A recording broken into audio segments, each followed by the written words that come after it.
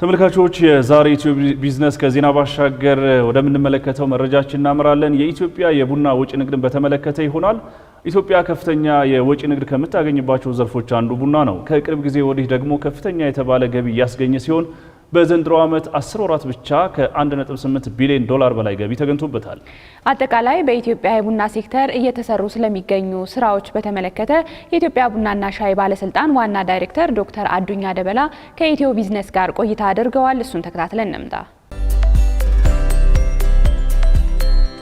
ጤና ይስጥልን የተከበራችሁና የተወደዳችሁ ተመልካቾቻችን እንዴት አላችሁ? በዛሬ ኢትዮ ቢዝነስ ፕሮግራማችን ከዜና ባሻገር መሰናዷችን ሰሞነኛ ጉዳይ ይሆናል ብለን የመረጥነው የኢትዮጵያ የቡና ወጪ ንግድን በተመለከተ ይሆናል። ከዚህ ጋር በተገናኘ አጠቃላይ የቡና ወጪ ንግድን በተመለከተ በኢትዮጵያ የቡና ዘርፍ ላይ ስለተከናወኑ ሪፎርሞቹ ስላመጧቸው ውጤቶችና በቀጣይ የተሻለ ገቢ ለማስገኘት ስለታቀዱ ውጥኖች እናነሳለን። በዚህ ጉዳይ ላይ ሰፋ ያለ ማብራሪያ እንዲሰጡን የኢትዮጵያ ቡናና ሻይ ባለስልጣን ዋና ዳይሬክተር የሆኑት ዶክተር አዱኛ ደበላን ጋብዘናል። ዶክተር እንግዳችን ስለሆኑ ከልብ እናመሰግናለን። እግዚአብሔር ይስጥልኝ። እኔም አመሰግናለሁ። መልካም። ባለፉት ዓመታት በኢትዮጵያ የቡና ሴክተር ላይ ስለተከናወኑ የሪፎርም ስራዎች በተወሰነ ደረጃ እናንሳና ወደ ሌሎች ጉዳዮች እንግባ። በጣም አመሰግናለሁ። እንግዲህ ኢትዮጵያ የቡና መገኛ ሀገር ነች። ሆኖም ግን በዛ ልክ ደግሞ ከዚህ ሴክተር ተጠቃሚ ነች ብለን አናምንም። ምክንያቱም ዘርፈ ብዙ ችግሮች ነበሩበት በሴክተር ውስጥና እነዚህ ሴክተሮች አንዳንዶቹ የፖሊሲ ችግር ያለባቸው፣ አንዳንዶቹ የቴክኒካሊ ችግር ያለባቸው፣ አንዳንዶቹ ደግሞ እንደዚህ በሪፎርም የሚፈቱ ነገሮች ናቸው።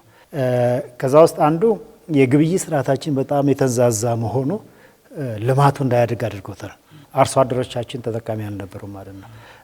ለማምረት 1 ኪሎ ቡና ለማምረት የሚያወጡት ወጪና 1 ኪሎ ቡና ሽጠው የሚያገኙት ገቢ በጣም የትየለሌ ዲፍረንስ አለው ማለት ነው። ስለዚህ በሴክተር ውስጥ በዋናነት አርሶ አደሩ አለ፣ አቅራቢው አለ፣ ላኪው አለ። ስለዚህ ትራንዛክሽኑ በእነዚህ ሶስቱ መሀል የሚከናወን ከሆነ ከጊዜ አንጻርም፣ ከኤፊሽንሲ አንጻርም፣ ከጥራት አንጻርም፣ ከመጠን አንጻርም ብክነት ሳይኖር የተሻለ ስራ መስራት ይቻላል ተባለ። በዛ መሰረት በመሀል ያሉትን ሶስተኛ ወገኖችን አስወጣ ማለት ነው። በዋናነት ይህንን ለውጥ ያመጣው በፖሊሲ ሪፎርማችን ውስጥ የቨርቲካል ኢንቴግሬሽን የሚባል የቀጥታ ትስስር ከ2012 ላይ ሲንጀምር 7% ነው የነበረው ከአጠቃላይ ግብይት ስርዓታችን ማለት ነው። 2013 አካባቢ ስንደርስ 14 አካባቢ ስንደርስ 80-90% ቀጥታ ትስስር ነው የሆነው። ይሄ ምንድነው ያደረገው? ሲባክን የነበረውን የምርት መጠን እንዲቀንስ አደረገ። ከጥራት ጉድለቶችን ሙሉ በሙሉ የማስቀረት ስራ ላይ በጣም አገዘን። ደረጃ የማሻሻል በመጠንም ከፍ ያለ ምርት ወደ ዓለም አቀፍ ገበያ እንድንልክ እድሉን ፈጠረልን ማለት ነው። ከሰሞኑ የ10 ወር ሪፖርትን እያየ ነበርና ከ1.8 ቢሊዮን ዶላር በላይ ከፍተኛ ገቢ ተመዝግቦበታል። ምናልባትም በአመቱ የታቀደው ይመስለኛል አይደለ? በአመቱ 1.8 ቢሊዮን ለማድረስ ነበር የታቀደው። በ10 ወር ነው የተሳካው። ይሄ ምናልባትም ባለፉት ጊዜያትም ጠቅላይ ሚኒስትሩ ሲገልጹ እንደነበረው ከ2 ቢሊዮን ዶላር በላይ ገቢ እንደሚገኝ ተንብየዋል። ከዚህ ጋር በተገናኘ እስኪ ምናልባት በዚህ አመት ያለውን አፈጻጸም እናንሳ። ምክንያቶቹስ ምንድን ናቸው ማለት እንችላለን? እንግዲህ ምንድነው በዓለም ገበያ ውስጥ እንደዚህ አይነት ምርት ይዘህ ገበያ ውስጥ ገብተህ ተወዳዳሪ መሆን የምትችለው አንደኛ በቂ ምርት በእጅ ላይ መያዝ መቻል አለበት።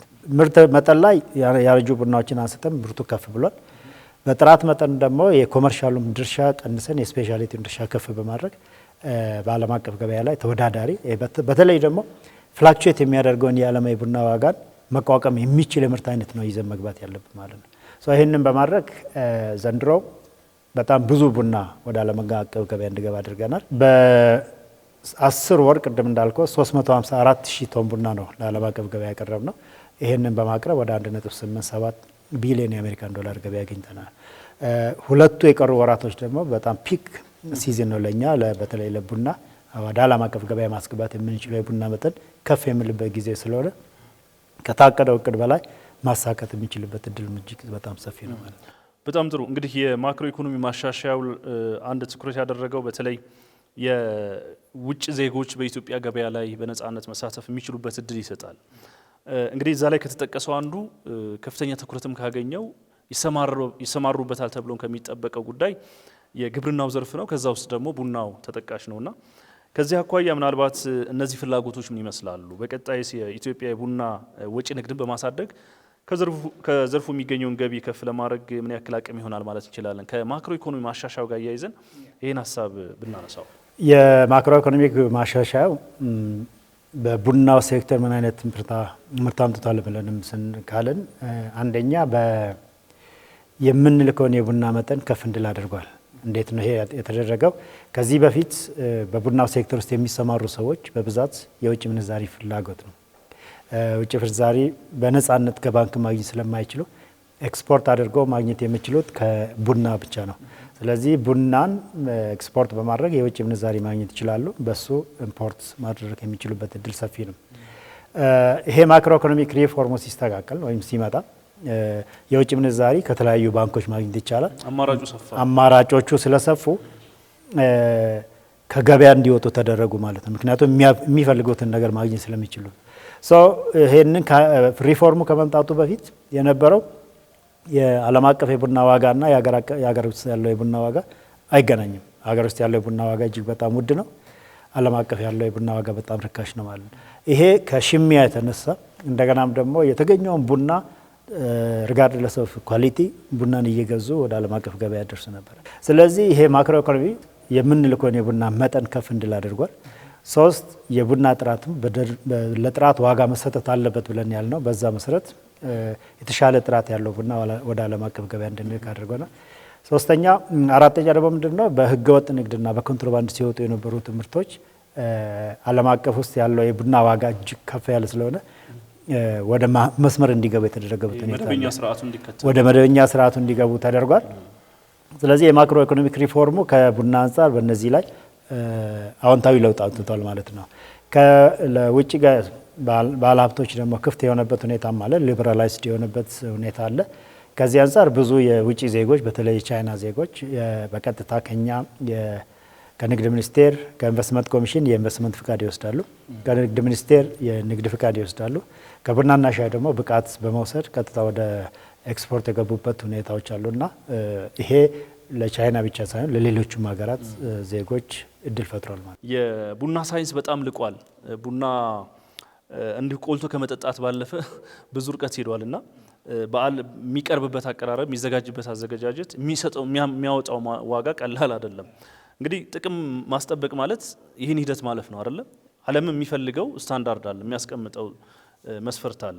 ከዛ አኳያ እሴት መጨመር ላይ ምናልባት በእርግጥ እየተበራከቱ ነው እሴት የሚጨምሩ በርካታ አዳዲስ ካምፓኒዎች እየተበራከቱ ይገኛሉና ከእሴት ጋር በተገናኘ ለውጭ ገበያም ለሀገር ውስጥ ፍጆታም እየተሰሩ ያሉ ስራዎችን እናንሳ እስኪ። እሴት ከመጨመር አንጻር እውነት ለመናገር እንደ ሀገር አንዱ ያልተጠቀምንበት እድል ይሄ ነው ማለት ነው። የመጀመሪያው የምቹ ሁኔታዎችን መፍጠር ግድ አስፈላጊ ነው። የአሰራር ስርዓቶችን ማበጀት ጥሩ ነው። እንደገናም ደግሞ የመመሪያና ደንቦችንም ማዘጋጀት እጅግ በጣም አስፈላጊ ስለሆነ በዛ ዙሪያ ላይ ሰፊ ስራ ሰርተን አሁን ላይ በቂ መመሪያ በእጃችን ላይ ያለ ብዙ ባለድርሻ አካላቶች በተለይ ቡናን ሀገር ውስጥ ቆልተው ፈጭተው ሀገር ውስጥ በውጭ ምንዛሪ መሸጥ የሚችሉበትን እድል ፈጥረንላቸዋል። ኤክስፖርት ማድረግ ይችላሉ። ሀገር ውስጥም ደግሞ ለቱሪስቶች በሆቴሎች ዙሪያ በኤርፖርት እንደገናም ደግሞ በተለያዩ ሬስቶራንቶች በዛ ዙሪያ ላይ ቡናቸውን በውጭ ምንዛሪ ሽጠው ገቢ ማግኘት የሚችሉበትን ስርዓት ኦልሬዲ አዘጋጅተንላቸው በመመሪያው መሰረት እየታገዙ ነው ያሉት ማለት ነው።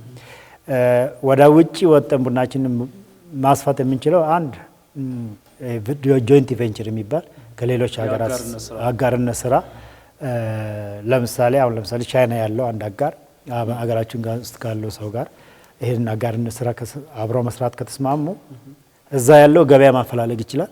እዚህ ያለው ደግሞ ምርቱን አቅርቦ ቆልቶ ፈይቶ ኤክስፖርት ማድረግ ይችላል ማለት ነው። ከዚህ አንጻር የተጀመሩ ጅምር ስራዎችም አሉ። ሆኖም ግን ብዙ ይቀረናል። ግን የአሰራር ስርዓቱን ምቹ ሁኔታዎችን ማመቻቸት ግን በእኛ በኩል ተሰርቷል ማለት ነው። ሰርቲፋይድ የሆኑ ሰዎች ሰርቲፋይድ የሆኑ የስልጠና ማዕከላትን መኖር አለባቸውና እነዚህን የማነሳው ያለ ምክንያት አይደለም። ቡና በብዛት ማምረት ሳይሆን ጥራቱን የጠበቀ ውስን ቡና ማምረት ተመራጭ ያደርገዋል አይደለ?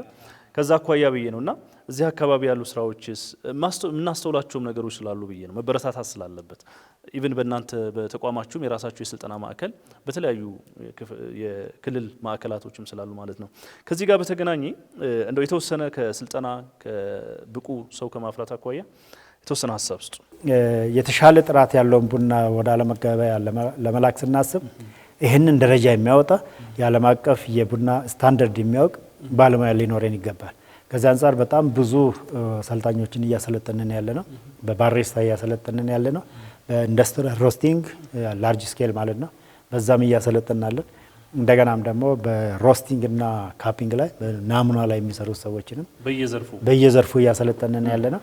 አሁን አዲስ የኤክስፖርት ማኔጂንግ የሚባል በዛ ዙሪያ ላይ እንዴት ነው ኤክስፖርት ማኔጅ የሚደረገው፣ ፕራይስ እንዴት ፎርካስት እናደርጋለን፣ የእኛን ምርት ከዓለም አቀፍ ገበያ ጋር እንዴት ነው የምናጣጥመው የሚሉት ነገሮች ላይ አንድ ካሪኩለም ቀርጸን አሁንም እሱን ተማሪዎችን እየተቀበልን ያለ ነው። እንግዲህ የኤዥያ ሀገራት በጣም ኢመርጅ ያደረገ የገበያ መዳረሻ እንደሆነ ይታወቃል። ምናልባት ቻይና ራሷ ለቡናና ምግብ ነክ ለሆኑ እንትኖች ልክ እንደ አጓ አይነት እድል ፈቅዳለች አይደል? ከመዳረሻ ሀገራት አኳያ እናውራ። ከነባሮቹ በዘለለ አዳዲስ መዳረሻ ሀገራትን በመፍጠር ማርኬት በማጥናት ሞሮፍ ከዚህ የተሻለ ለመስራት ምን ያክል ዝግጁ ተኮኗል ማለት እንችላለን? ቡናችን ከ66 ሀገራት በላይ መዳረሻ ቡና አለን።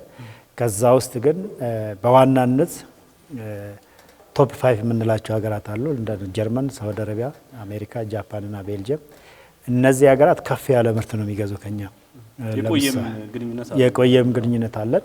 ለምሳሌ ባለፉት 10 ወራት ጀርመንና ሳውዲ አረቢያን ስንመለከት ከ60 ሺህ ቶን በላይ ነው ከኛ ምርት የወሰዱትና ከ250 ሚሊዮን የአሜሪካን ዶላር በላይ ነው ከነሱ ገቢ ያገኘ ነው ማለት ነው። ከፍተኛውን ድርሻ የሚወስዱ እነሱ ናቸው። ሆኖም ግን አዳዲስ ገበያዎች ደግሞ ኢመርጅ እያደረጉ ያሉት አሉ። ለምሳሌ ከዛሬ 2 ዓመት በፊት ቻይና 33ኛ 34ኛ አካባቢ የነበረች አሁን ቶፕ 10 ውስጥ ገብታለች ማለት ነው። ስለዚህ የተሻለ በቂ ምርት ከኢትዮጵያ መቀበል ችላለች።